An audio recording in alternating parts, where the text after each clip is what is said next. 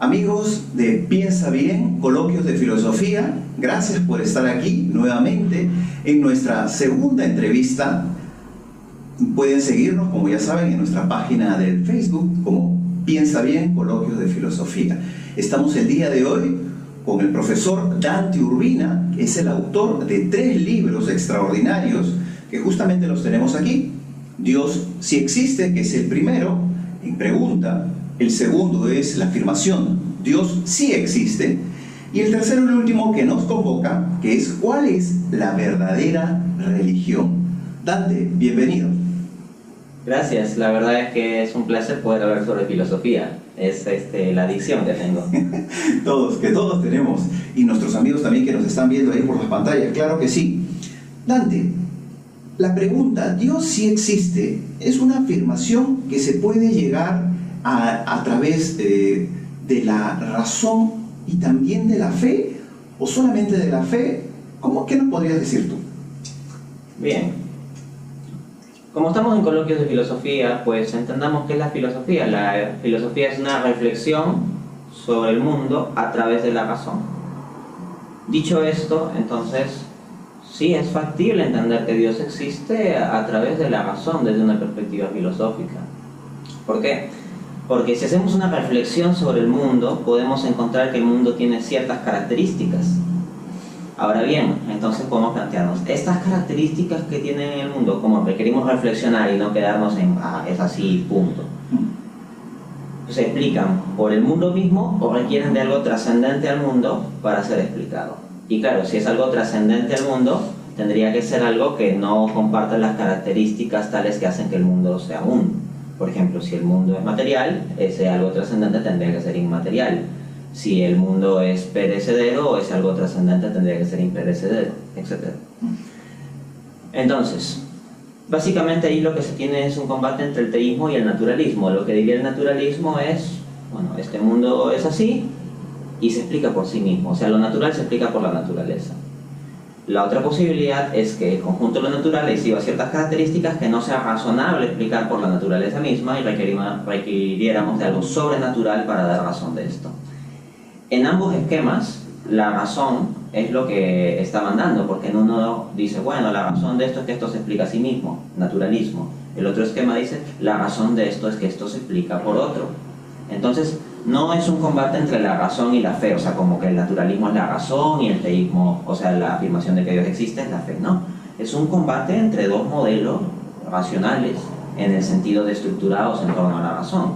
Entonces, lo que hay que hacer es ver cuál es más razonable. Precisamente en el trabajo que he desarrollado doy evidencia de que el teísmo es no meramente más razonable, sino muchísimo más razonable que el ateísmo, que el naturalismo, etc. Y que se pueda llegar al convencimiento de la proposición Dios existe independientemente de la fe religiosa es algo que debería resultar evidente. En tanto en la historia de la humanidad tenemos a varios filósofos que no es que propiamente hayan proclamado una fe religiosa, pero tenían una creencia en la divinidad. Por ejemplo, encontramos en Platón y los neoplatónicos ideas como el logos o el sumo bien. En Aristóteles encontramos la idea del primer motor, que sustenta el conjunto de la realidad empírica, observable. Para fines de estos argumentos sobre la existencia de Dios, sí, es que puede incorporar toda esa evidencia científica que yo explico ampliamente en mi libro, sí, pero no depende de la misma. Yo pongo una analogía, es como que yo puedo llegar a un sitio en taxi, ¿ya? Entonces yo puedo tener el beneficio de llegar a ese sitio en taxi, pero si no dependo necesariamente de ir en taxi, sino que también puedo ir en mi automóvil propio, a pie, en bicicleta, pues ¿quién está en mejor situación? ¿El que puede ir por diversos caminos y sin depender necesariamente del taxi para llegar a un sitio o el que depende del taxi? El que depende del taxi está en peor situación, sí, en realidad. Desde esa perspectiva, argumentos teístas que estén muy amarrados a un modelo científico actual o datos científicos muy concretos actuales que podrían cambiar en el futuro, sería como una situación análoga a aquella persona que va con el taxi. O sea, está muy bien, no es que esté mal, o sea, está muy bien, pero eventualmente puede no estar disponible. Y entonces, por tanto, es claro que desde el ejercicio de la razón se puede llegar a que Dios existe. Por supuesto, la fe da una iluminación adicional a este respecto, pero el hombre con su sola razón puede llegar al conocimiento de Dios. De hecho, en el caso de la fe cristiana, es una proposición de la fe que el hombre puede llegar al conocimiento de Dios por medio de la razón, porque encontramos en Romanos capítulo 1, del versículo 19 en adelante, que el apóstol Pablo escribe que aquello que se puede conocer de Dios, los hombres efectivamente lo pueden conocer muy bien si reflexionan sobre las cosas visibles, así pueden conocer al Dios invisible en su poder y sabiduría. Entonces lo que está diciendo Pablo es que sobre la reflexión del mundo se puede llegar a la existencia de Dios. Y en concreto en el caso de la fe católica, pues el catecismo implícitamente recoge que se debe creer en la existencia de Dios como algo que puede ser cognoscible también a través de la razón humana. Y esto está definido por el Concilio Vaticano I, es parte de la fe católica. Entonces, el hecho de que se pueda llegar a Dios a través de la razón es algo que queda claro por el testimonio de los filósofos sin fe religiosa que han llegado a esa conclusión, y al mismo tiempo de la propia fe que defiende la proposición de que también se puede llegar ahí por la razón. Y lo interesante aquí, como tú mencionas, es que esto, sobre el tema de la razón, que se puede llegar al conocimiento de Dios, y en ese tiempo, me imagino, antes de Cristo, de una divinidad, es que eso se dio antes de Cristo, también se dio con posterioridad a Cristo, en los siglos 12 o 13, tú me corregirás, con Santo Tomás de Aquino, que bautizó, entre comillas, como Aristóteles, y con posterioridad hoy, estamos 2019, también se dice lo mismo. Se puede llegar a Dios por la razón, a su conocimiento, y también se podría llegar por la fe, en eso no habría ningún problema. Ahora, yo sé que tú eres un tomista, ¿no? Declarado, me confeso. Sí. ¿Nos podrías explicar a nuestros amigos que nos están viendo en qué consiste el tomismo? ¿Existen unas vías para llegar al conocimiento de Dios? ¿Cuáles son? De modo sucinto, porque yo sé que esto da para muchos meses incluso de clase, ¿no? Sí. Pero de manera sucinta. Sí, en efecto, como bien lo dices, esto es muy amplio.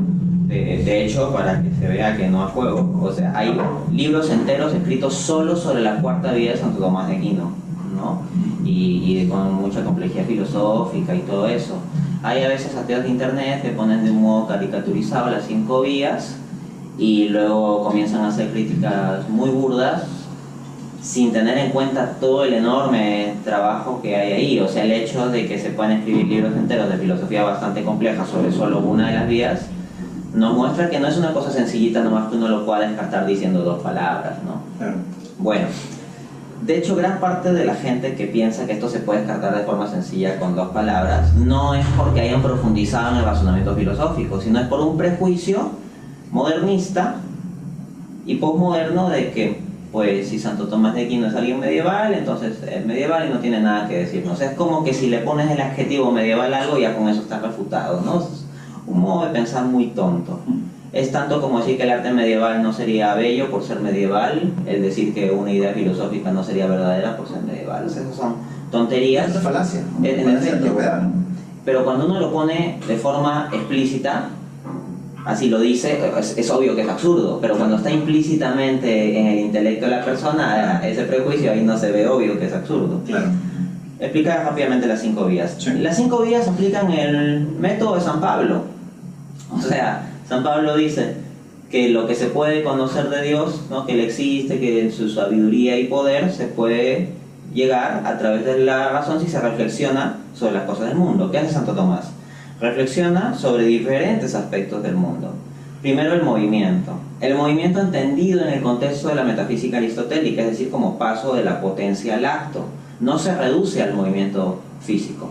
Hay algunos que creen que hay un contraste entre el movimiento de Santo Tomás y el movimiento físico. No es como que uno sea el movimiento físico y otro el movimiento metafísico, sino en Aristóteles la metafísica es algo abarcante, o sea, el movimiento físico también está incluido, pero no se reduce solo a eso.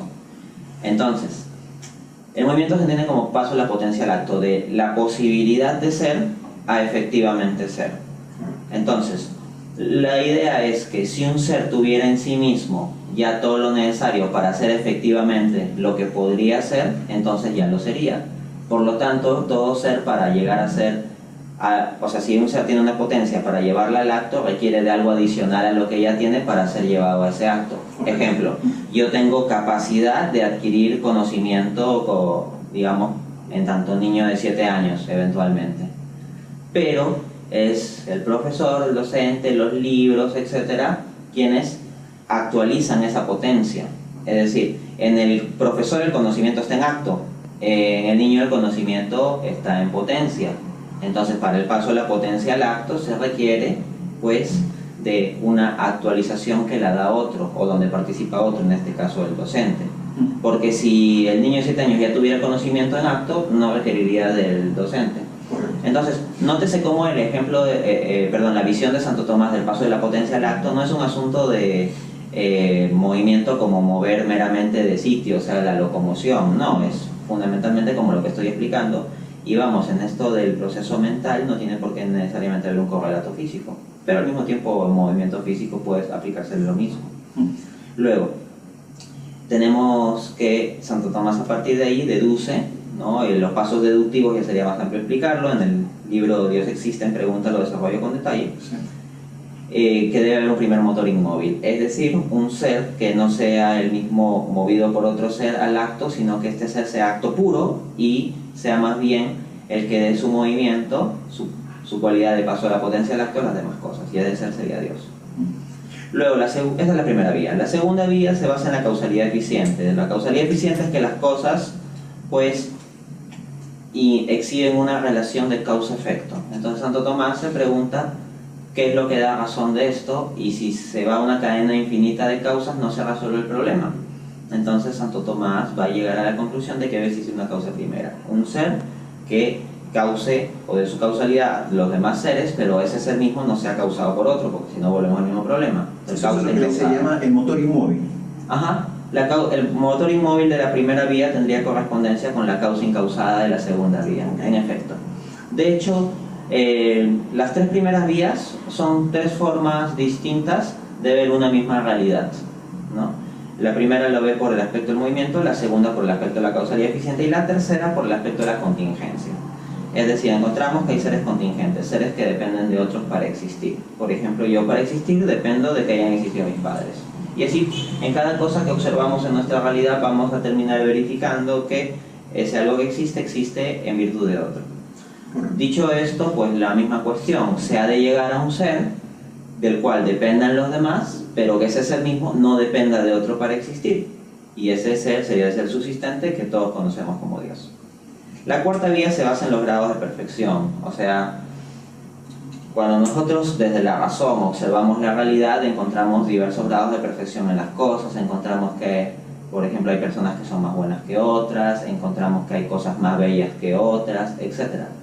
El punto es que tiene que haber una causa sustancial de esas perfecciones. Y lo que va a decir Santo Tomás es que hay un ser perfectísimo que es la causa sustancial del conjunto de perfecciones del mundo y que es el que conocemos como Dios.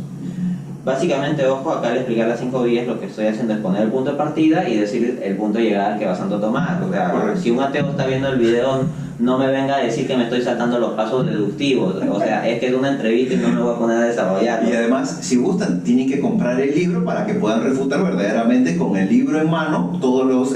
también ahí en el libro pones las objeciones. O sea, no es que meramente hablas sobre lo que tú consideras que es un buen argumento, sino que pones argumentos en contra, muy buenos también, pero que tú los rebates a un gran nivel. Sí, en efecto. Para cerrar y pasar un poco sobre eso, porque también quiero hablarlo un poquito. La quinta vía, bueno, la cuarta vía sería Dios como ser perfecto. En la quinta vía, lo que va a partir Santo Tomás es de un orden, que hay un orden de cosas en el mundo. Entonces, en última instancia, para explicar de este orden se va a requerir de un ser con intelecto y con voluntad, una inteligencia ordenadora. Y esta inteligencia ordenadora es Dios. Entonces, desde 5 aspectos distintos de la realidad, Santo Tomás deduce que debe existir un ser que cumple con las cualidades de Dios. La otra posibilidad sería decir que cada uno de estos se explica a sí mismo. Precisamente en los pasos deductivos intermedios de las vías, lo que se hace es mostrar que no es racional pensar que el mundo pueda explicar del todo su propio movimiento, o su propia causalidad, o su propia contingencia, sus propios grados de perfección, o su propio orden. Entonces acá tenemos una deducción rigurosa, no saltos, pero para eso pues uno tiene que ir a leerlo. Claro que sí. Ahora, te escuché en alguna oportunidad, en alguna entrevista, para los que no saben, Dante tiene infinidad de entrevistas, pueden ubicarlo en el YouTube. ¿Cómo que te ubican en el YouTube? Toda mi información en la web Dante A. Urbina, en mi página web www.danteaurbina, mi fanpage Dante A. Urbina, mi YouTube Dante Urbina. Está bien, perfecto. Me parece haber escuchado en alguna oportunidad que tú has dicho que el sistema de Santo Tomás es como un edificio bien sólido, bien fuerte, pero también requiere, es un poco menos ligero, podríamos decirlo así, que por ejemplo el argumento homológico Kalam, Claro. ¿no es cierto? O también otro tipo de sistemas que aplican los apologetas cristianos, que por ejemplo está el tema del ajuste fino, ¿no? Y así sucesivamente, pero este requiere un poquito más trabajo, el tema de Santo Tomás. Sí, ciertamente. Yo tengo un video que se titula El argumento cosmológico tomista, y básicamente lo que explico es que el argumento cosmológico formulado por Santo Tomás, es decir, la segunda vía que, partiendo de la causalidad eficiente observada en el mundo, deduce a Dios como causa primera, es filosóficamente más profundo y tiene una validez más general que el argumento cosmológico Kalam de William Lane Craig. Eso es lo que sostengo. Sí. Pero al mismo tiempo en el propio video digo que requiere más esfuerzo filosófico los argumentos tomistas para entenderlos bien. Desde esa perspectiva señalo que si uno requiere utilizar el Kalam para un contexto en donde tiene que haber más agilidad o sencillez, es legítimo hacerlo. Hay algunos seguidores de Craig que se han rasgado las vestiduras. En primer lugar, hay algunos como que dijeran que yo sostengo que el argumento Kalam es inválido. No, yo no sostengo que el cosmológico Kalam es inválido. Lo que sostengo simplemente es que el argumento cosmológico tomista es más profundo, de mayor generalidad filosófica y de más fuerza. Pero no significa que yo esté diciendo que el otro sea malo, simplemente digo que el otro es mejor. No es un contraste en mi visión tomista entre lo malo y lo bueno, sino entre algo que está bueno y el otro que me parece que está mejor. Eso es uno, ¿no? Otros pues se lo han tomado como que yo fuera hostil con el argumento cosmológico Kalam, y no es el caso, porque en primer lugar, en mi debate más famoso, que es el debate 2013 contra el representante de la Asociación Peruana de Ateos, yo utilizo tres argumentos. Uno de los argumentos que utilizo es el cosmológico en la versión no tomista, sino Kalam. ¿Y en qué ocasiones yo sugiero utilizar el Kalam en vez del tomista?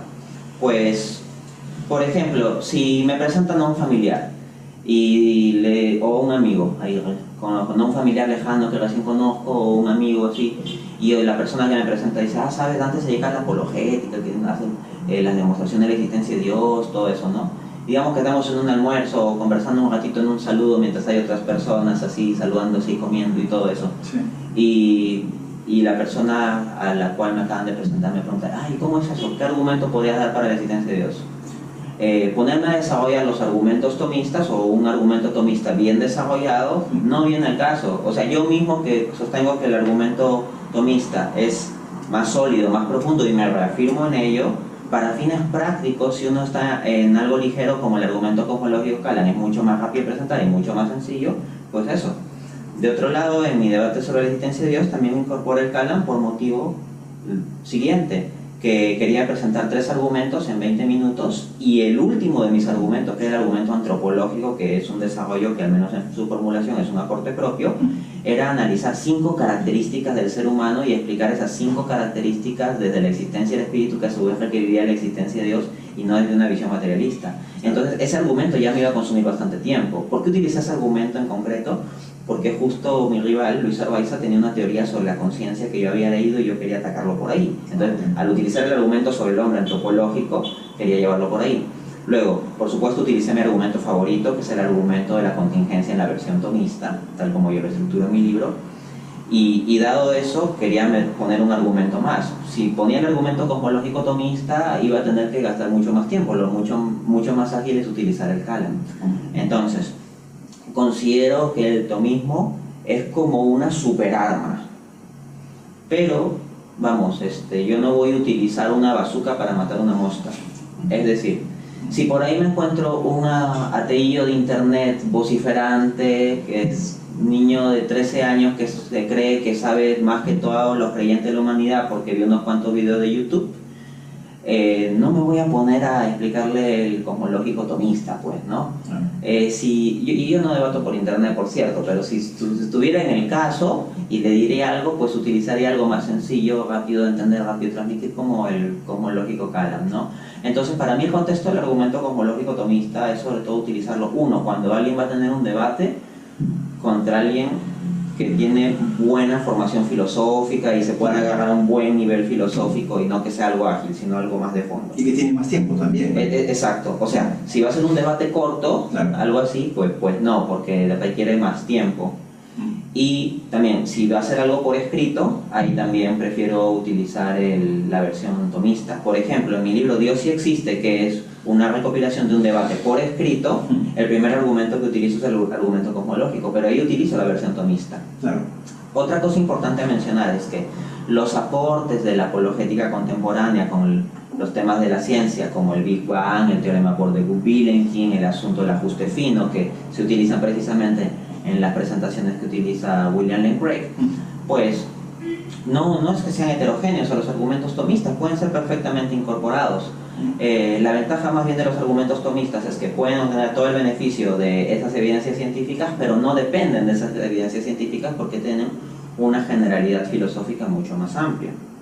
Entonces, puede ser que el teorema por de Guth-Vilenkin no sea correcto, puede ser que el ajuste fino del universo tal como lo conceptuamos con las constantes que se citan al final pueda ser explicado de otro modo y que tengamos otro marco de referencia. Correcto. Pero mientras se pueda mantener la idea general de que la causalidad del universo requiere algo más allá del universo mismo, o incluso la causalidad del multiverso, metaverso o lo que sea, requiere algo más allá del universo mismo, y que el orden exhibido requiere algo que dé razón de ese orden, independientemente de si tal orden cuadra con la idea de ajuste fino que se presenta o con alguna otra que se ve en el futuro, los argumentos tomistas siguen siendo probatorios. Dante, y con respecto al tema del argumento moral, no lo he visto yo en las 5 vías. ¿Qué podrías decirnos acerca de ello? Bien, en primera instancia, como sucede con los argumentos de la existencia de Dios, hay diversas versiones. O sea, ya con esto, para quien no lo sabía, está evidenciado que del argumento cosmológico, que a partir de examinar la causalidad en el mundo infiere la existencia de Dios, hay distintas versiones. Hay la formulación de Kalam, la formulación tomista, hay también una versión leibniziana, etc. En el caso del argumento moral también existen múltiples formulaciones. La más famosa es la que maneja el ya mencionado apologista William Lane Craig, ¿no? Luego, en el caso de las vías tomistas, claro, no hay una mención explícita de la cuestión de la moral, pero en lo que es la cuarta vía sí podemos incorporar perfectamente el fenómeno moral. ¿Por qué? Porque Santo Tomás en el punto de partida de la cuarta vía dice que en el mundo observamos diversos grados de perfección, y en tanto los grados de perfección cita diversas dimensiones de la realidad que estarían en diversos grados de perfección, y una de las que cita es la bondad. Entonces, nuestra razón nos lleva a entender que en la persona buena hay algo superior respecto a la persona mala o la persona que no es buena. Es decir, entendemos que la bondad moral es una perfección. En consecuencia, la cuarta vía puede perfectamente compatibilizarse con la idea de la cualidad moral como algo que se puede encontrar en los hombres, y a partir de allí deducir que tiene que haber una causa sustancial de esto, del conjunto del bien, de bondad moral, que estaría y sería Dios mismo. Ahora, como dije, hay distintas versiones. Aquí hablo de la cualidad moral, en tanto está en las cosas, en particular en el hombre. Pero en la versión común del argumento moral, que hoy en día se ha popularizado más, se habla de valores morales objetivos, ¿no? Hay otras versiones de argumento moral que, en lugar de partir de valores morales objetivos, parten de que el hombre puede hacer juicios morales, o sea, de nuestra capacidad como sujeto de hacer juicios morales. Entonces eso, o sea, porque sé que este video también va a llegar a personas que están familiarizadas con la apologética, o sea, no se queden con una sola formulación, el mundo de la apologética es bastante más amplio. Claro que sí, claro que sí. Ahora vamos a pasar ya al libro ¿Cuál es la verdadera religión?, que es el último libro, que lo ha sacado hace pocos meses, ¿no? Sí, salió en diciembre. Salió en diciembre, correcto, no tiene ni siquiera un mes. Entonces, la pregunta es, la primera parte del libro habla de el hombre tiene espíritu. ¿Cómo podríamos llegar a esa conclusión, Dante? Bueno, es necesario tratar si el hombre tiene espíritu porque la religión tiene que ver con una relación entre el hombre y Dios. Entonces, el hombre tiene que tener alguna instancia que le permita establecer una relación especial de ese tipo con Dios. Esa instancia sería que el hombre tenga espíritu. En consecuencia, para no dar saltos, uno tiene que demostrar que el hombre tiene espíritu. La forma de mostrar la existencia del espíritu es análoga a la de mostrar la existencia de Dios. O sea, la existencia de Dios, como hacíamos, veíamos el mundo, un conjunto de características. Estas características podrían explicarse por la sola realidad del mundo o por algo más. Y si se requiere algo más, entonces podemos establecer que este algo sería Dios. Ojo, acá lo digo en general. También en mi libro presento pasos deductivos muy concretos de por qué el primer motor inmóvil es en concreto Dios. Y un Dios que es omnisciente, omnipotente, etc. Ahora, con lo del espíritu, entonces. En vez del mundo vamos a hablar del hombre. El hombre desarrolla un conjunto de operaciones. Realiza un conjunto de actos. Entre ellos tenemos lo que es la trascendencia de la naturaleza. Este espacio en donde se está realizando la entrevista es eso, es un ejemplo de trascendencia de la naturaleza. O sea, no es de la misma cualidad que un nido o una madriguera, ¿no? Es algo que hasta puede darse un diseño artístico, un diseño más económico, más caro, etcétera. O sea, hay una planificación consciente. Ese es un ejemplo. El hombre con la tecnología tiene trascendencia de la naturaleza.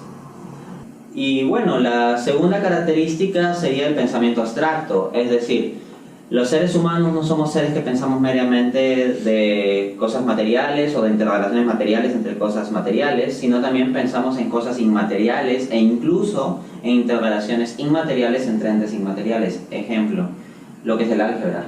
O sea, tienes entes inmateriales, como hablar de X y de Y, y lo desinterrelaciona, qué sé yo, con una integral o con una derivada o cuestiones de ese tipo, pero X e Y, derivada e integral, no son objetos directamente materiales, ¿no? Claro. Entonces desarrollamos esas formas de pensamiento también. Otra característica, la tercera, sería la autoconciencia. Esto no en el sentido de meramente la conciencia que tenemos un cuerpo, sino aquí me refiero a nuestra autoconciencia biográfica, no meramente biológica. Es decir, el sentido de continuidad que tenemos de ser nosotros mismos.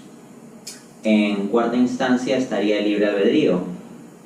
Nosotros pues podemos realizar operaciones en función de decisiones desde nuestra voluntad, decisiones libres. No somos autómatas, precisamente por eso atribuimos responsabilidad moral a quienes hacen cosas buenas o cosas malas. Y finalmente tendríamos lo que es los juicios morales, o sea, nosotros no meramente nos guiamos por olores, sabores, colores, etcétera, sino que también distinguimos entre lo bueno y lo malo. Entonces, si tenemos esas 5 características y requieren una explicación, pues la explicación puede darse desde la sola materialidad del hombre o desde algo más. Entonces, podemos establecer racionalmente, y eso es lo que desarrollo en el primer capítulo de mi libro, que la sola materia no da razón de estas características. En consecuencia, se requiere en el hombre de un principio no material que dé razón de estas operaciones, y eso es lo que llamamos espíritu. Luego el espíritu existe. Perfecto. Y entonces podríamos entrar a las 4 vías para demostrar la veracidad del cristianismo. Aquí he visto en tu libro que la primera es el argumento de la fiabilidad histórica. ¿Qué nos podrías decir acerca de ello? Bueno, es la fiabilidad histórica del Nuevo Testamento, en tanto el Nuevo Testamento es el elemento distintivo del cristianismo respecto de, por ejemplo, el judaísmo. Entonces, acá lo que tenemos es que el Nuevo Testamento se propone como una revelación, pero no privada de que a alguien se le dio una luz y lo puso por escrito, como si fuera el Corán, o una revelación como una especie de filosofía que se está proclamando, sino una revelación en términos de hechos históricos muy concretos. O sea, que existió alguien llamado Jesús, que llevó a cabo un ministerio público de como unos 3 años, que murió y que resucitó, y que sus seguidores expandieron el mensaje. Entonces, el Nuevo Testamento entiende esto como algo histórico, por lo tanto es legítimo examinar la fiabilidad histórica del Nuevo Testamento. Lo que hay que hacer es examinarlo con los mismos estándares con los que examinaríamos cualquier documento histórico, sin prejuicios a favor o en contra. Correcto. Y si el Nuevo Testamento pasa esos estándares, entonces diríamos que es históricamente fiable, pero eso abona a la veracidad del cristianismo, porque el conjunto de cosas que implica la historicidad del Nuevo Testamento, o sea, es fuerte en el sentido de que nos habla de alguien que hizo unos reclamos de divinidad, que resucitó, que realizó milagros, que Claro. tuvo una predicación pues de una profundidad filosófica, moral, espiritual enorme, etc. Correcto. La segunda vía sería el argumento de la divinidad de Cristo. ¿Cristo se reconoció como Dios en la Biblia? Sí, en efecto, encontramos múltiples señales de esto. En primer lugar lo tenemos en las palabras de Jesús. Voy a explicarlo a 3 niveles, que son los que pongo en el libro, con Correcto. puntos muy concretos. Esto se puede desarrollar mucho más, y a nivel bíblico y teológico, pues esto se puede expandir mucho más si uno tiene que discutir con un testigo de Jehová o algo así. Aquí lo que yo voy a hacer es meramente irme al nivel histórico para establecer unas cosas bases en función a discutir con un escéptico en términos históricos. Entonces, en primera instancia, Jesucristo se reconoció a sí mismo como lo que era la identificación del Dios judío. O sea, Moisés en Éxodo 3:14 le pregunta a Dios: ¿qué diré a los israelitas? ¿Cuál es tu nombre? Y Dios respondió: yo soy el que soy, ese es mi nombre, eso dirás a los israelitas. Entonces luego nos encontramos a Jesús diciendo en Juan 8:24: si ustedes no creyereis que yo soy, en vuestros pecados moriréis. O en Juan 8:58: antes que Abraham exista, yo soy. Y el punto es que lo querían apedrear cuando dijo eso. Asimismo, en Juan capítulo 10 nos decían que Jesucristo hacía al propio Dios su Padre, con lo cual se hacía igual a Dios. Es decir, los propios judíos, que entienden mejor la cosmovisión judía que cualquiera que se lea 2 blogs de internet actualmente, lo que entendían es que la forma de hablar de Jesús sobre su Padre era una que implicaba una relación ontológica especial que lo ponía él mismo en posición de divinidad. Claro, el que me mira a mí, mira al Padre, ¿no? En efecto, ¿no? O Juan 10:30: yo y el Padre somos uno. Entonces, esa es una proclamación muy fuerte, porque Jesús nos invita a decir al Padre, nuestro Padre, Padre nuestro, etc. Pero Jesucristo le habla de un modo singular, dice, mi Padre. Entonces hay una relación singular, ¿no? Pues bien, si yo como ser humano tengo un hijo, el hijo es humano. Correcto. Entonces, en Dios, si hay un hijo, el hijo tiene que ser de la misma naturaleza, porque en este caso sería engendrado, no creado. Exacto. No saldría de la nada, sino sería engendrado por la misma naturaleza de Dios. Ahora, esto no implica que seamos otro Dios, un ser distinto, sino hay una diferencia de personas en la misma sustancia divina. No voy a entrar mucho al tema filosófico, porque lo puedo entrar a fondo, pero aquí es el tema histórico nomás. Entonces tenemos, en primera instancia, que Jesucristo utilizó para sí mismo el nombre que distintivamente dan los judíos a Dios, el yo soy. Precisamente la palabra yo soy viene del término Yahvé. Luego, y hacer eso en una cultura judía es algo muy fuerte. O sea, yo puedo decir yo soy y nadie se lo toma como algo fuerte en la cultura actual, pero en un contexto judío era grave. En segunda instancia, su relación singular con el Padre. Y finalmente, lo que es los actos de Jesús. Por ejemplo, en una ocasión a Jesús le llevan un paralítico para que lo sanen y Jesús dice, tus pecados te son perdonados. Entonces murmuran, ¿no? Los que están ahí y dicen, ¿cómo puede decir que puede perdonar los pecados? O sea, porque en la concepción judía los pecados solo los perdona Dios. Y Jesucristo, en lugar de decir, oh no, disculpen, ha sido un malentendido, no es que yo me esté tomando la posición de Dios, no. Jesús dijo, ¿qué es más fácil decir? ¿Tus pecados te son perdonados o levántate y anda? Y los sanó milagrosamente. O sea, en un contexto en que se le estaba cuestionando como que él se ponía en la posición de Dios, él en lugar de decir, no, me estaba malentendiendo, no, hizo un milagro encima como para dejar claras las cosas. Entonces podemos decir que Jesús, con la identificación que dio sobre sí mismo como el yo soy, por su relación singular que proclama por el Padre y por determinados actos que implican asumir posición de Dios, se habría asumido a sí mismo como Dios, ¿no? Y además hay una frase también que yo recuerdo mucho que es, yo soy el camino, la verdad y la vida. Yo no recuerdo si otra persona haya dicho lo mismo. En efecto, esto es interesante porque lo que un profeta, por ejemplo el Islam cree que Jesús es un profeta, lo que un profeta puede decir es, yo les anuncio la verdad, yo les proclamo la verdad, pero decir yo soy la verdad, ser la verdad es una característica esencial de Dios, es el propio del ser de Dios, yo soy la verdad, es muy fuerte. Por eso en el Antiguo Testamento los profetas dicen, el Señor ha dicho. O sea, cuando uno lee a Isaías, a Jeremías, a Ezequiel, dicen, el Señor ha dicho, el Señor ha hablado. En cambio Jesús tiene una frasecita que no se encuentra en el Antiguo Testamento. En el Nuevo Testamento, cuando uno cuando habla Jesús, un montón de veces dice, en verdad les digo. Entonces Jesús se pone a sí mismo como la instancia para comenzar a establecer cosas. Claro. Y con respecto a la tercera vía, ¿qué nos podrías tú decir el argumento acerca de la resurrección de Cristo? ¿Es fiable? ¿Esto es un tema de fe? ¿Qué nos dice la historia o los documentos con respecto a la resurrección de Cristo? Bueno, ciertamente se puede creer en la resurrección por fe, pero acá lo que decimos es que se puede ofrecer razones de esa fe, ¿no? No es una fe irracional. Sí. Entonces, claro, acá el examen tendría que ser una cuestión histórica, es decir, tenemos una afirmación de que en la historia hubo un hombre llamado Jesús que eventualmente fue crucificado, murió y resucitó. La metodología que aplica el libro es básicamente tomar tres hechos que están bien establecidos en torno a la resurrección de Jesús con base en el análisis de la documentación histórica, principalmente la del Nuevo Testamento. Ojo, si viene algún ateíto a decir, no puedes usar el Nuevo Testamento, que esto, que el otro, el punto es, si hemos establecido con criterios estándar que el Nuevo Testamento es históricamente fiable, entonces podemos utilizar eso. Lo que tendría que hacer este ateo sería refutar los argumentos para la fiabilidad histórica del Nuevo Testamento, pero decir simplemente con su prejuicio, no lo puedes usar, no es que se puede usar o que no se pueda usar, o sea, que sí se debe usar o que no se debe usar, sino potencialmente puede ser cualquiera de los dos. Luego, yo ya he dado un argumento de que es históricamente fiable, entonces, dado ese argumento, a posteriori, sí se puede usar.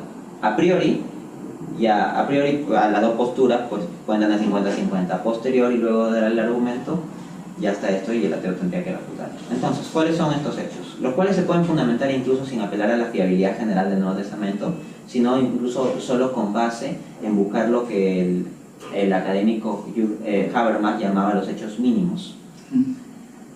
Bien, el primer hecho sería la tumba vacía. El segundo hecho sería lo que es las experiencias que tuvieron los discípulos de ver a Jesús resucitado. Estas experiencias, ojo, podrían hasta explicarse por alucinación, pero lo que no se puede negar es que alguna experiencia tuvieron. Y el tercer hecho sería lo que es la creencia de los primeros cristianos en la resurrección de Cristo. Y para cada uno de estos hechos doy argumentación de por qué es razonable creer que sí son históricamente fiables. En concreto, no es que me base solo en la fiabilidad general del Nuevo Testamento, sino doy argumentos específicos para cada uno de estos. E incluso cito académicos no cristianos que afirman cada uno de ellos. Claro. Excelente. Y el cuarto argumento, que sería el argumento de la milagrosa expansión del cristianismo. Eso me parece muy interesante porque es muy difícil que la gente muera por una mentira.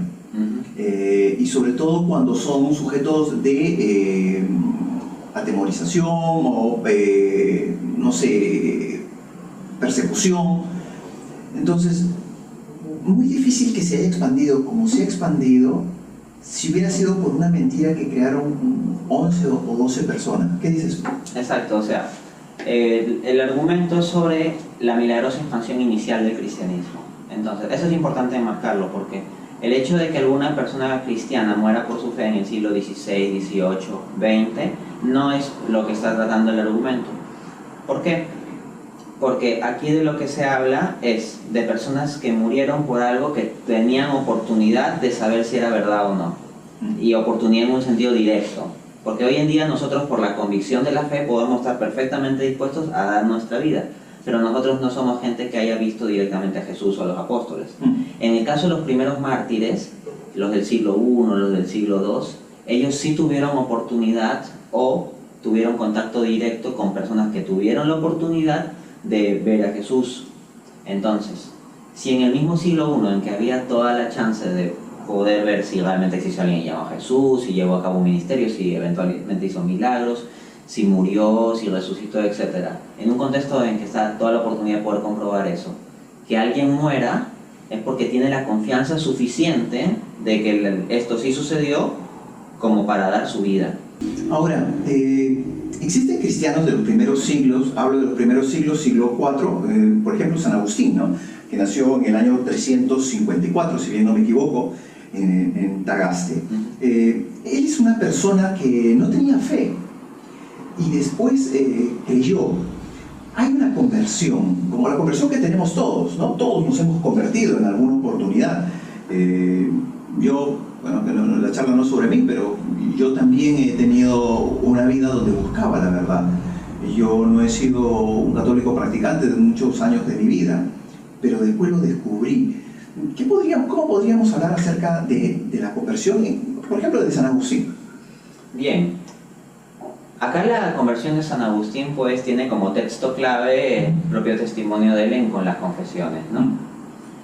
Y lo que encontramos es que las confesiones es un libro sobre su conversión, más que un libro sobre su vida, porque en el fondo él ve su vida como un camino para llegar al conocimiento de Dios.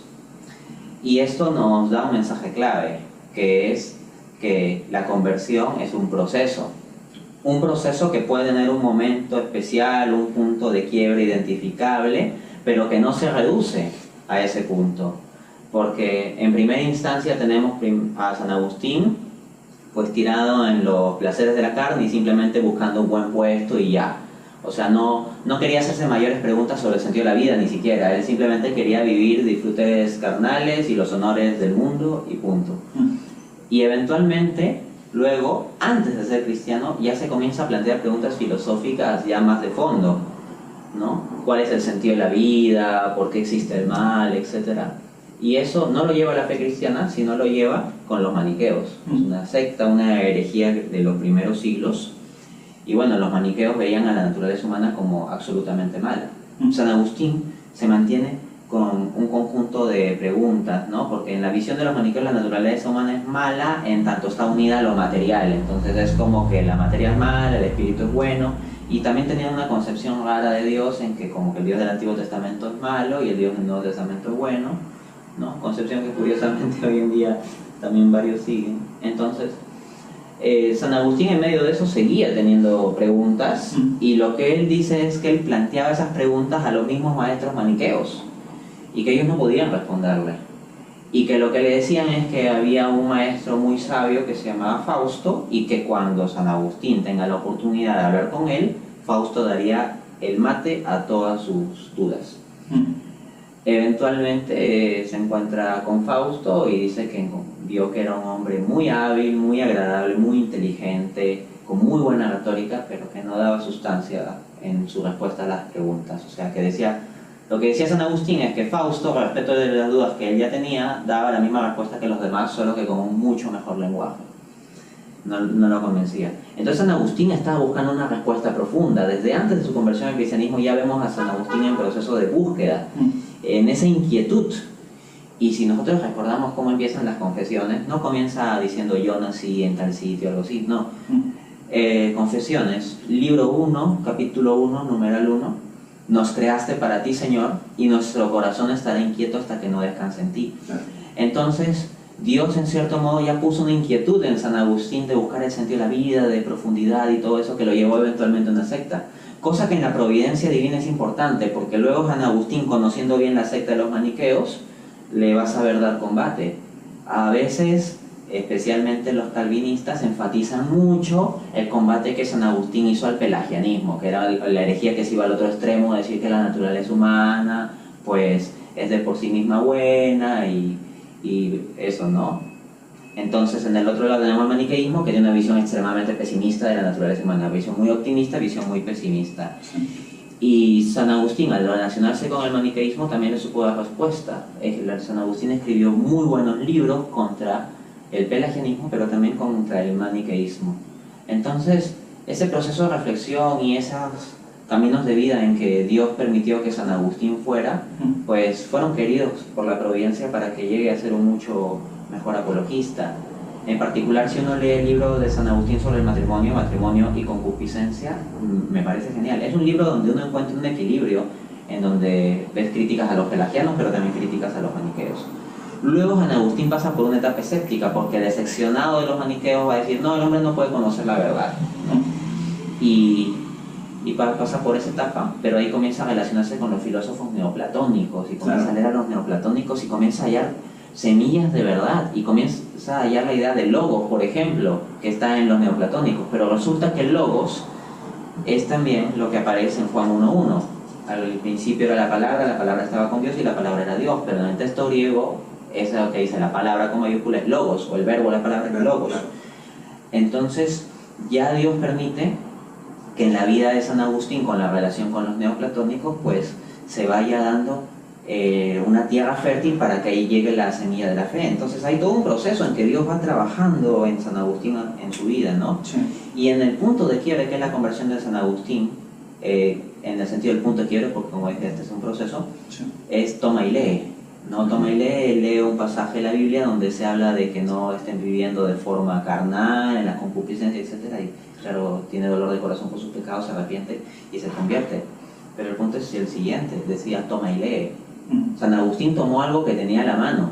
Es decir, San Agustín ya estaba cargando las cartas de San Pablo. Por lo tanto, ya estaba viendo un trabajo de Dios en que Dios lo llevó desde puramente buscar los placeres carnales a la secta de los maniqueos, a conocer al escepticismo, luego la filosofía neoplatónica, luego a comenzar a cargar las cartas de Pablo y eventualmente recibir el llamado toma y lee. De modo que San Agustín va a saber muy claramente y proclamar muy claramente que la felicidad no está en los placeres carnales, va a combatir a herejes como los maniqueos, va a hacer una síntesis extraordinaria del platonismo con el cristianismo, así como a su vez Santo Tomás hará el aristotelismo con el cristianismo. Correcto. Y pues una lectura bíblica también muy profunda, ¿no? Entonces toda la experiencia vital de San Agustín hasta llegar al punto de quiebre es un camino en el que Dios lo ha ido llevando. Y es un camino, ¿sabes qué? Muchas veces de valentía. ¿Por qué? Porque hay muchas personas que, por ejemplo, toda su vida han dicho o que son ateos o que son agnósticos. El cambiar exige una valentía, porque muchas veces o te pueden ver como debilitado en tus argumentos, o te pueden ver como un hombre de puramente fe, que no sabe razonar. Entonces, eso hay que tener mucha valentía. Él dejó al maniqueísmo, donde estaba todo su grupo de amistades. O sea, no es sencillo cambiar. Y esto que estamos conversando le sirve de mucho a la gente que nos está viendo, a nuestros amigos, porque muchos de ellos podrían decir, oye, yo creo poco, o de verdad no tengo muchos argumentos. Pues bueno, estos que hemos conversado el día de hoy son argumentos que te pueden servir a ti para dar un cambio. Quizás tú no tengas la suficiente fe, pero con las razones que te estamos dando, con los libros que quizás quieras comprar, tú puedas incrementar tu fe y tener la plena seguridad, primero, que existe una verdad, que esa verdad es Dios, y que Dios se encarnó en un hombre, Jesucristo, el camino, la verdad y la vida. Creo que con esto ya vamos nosotros terminando. Dante, yo te quería preguntar, ¿dónde podemos comprar tus libros? Bueno, todos ellos están disponibles en Amazon. Simplemente se entra a amazon.com, en el buscador de Amazon ponen Dante Urbina y va a salir la lista de libros. Están disponibles en formato físico y formato virtual. También para los que viven en Lima, Perú, yo no hago la distribución de libros. Los libros se venden a través del sistema de Amazon, repito, en físico y en virtual. El virtual lo puedes leer en tu celular, en la computadora, etc.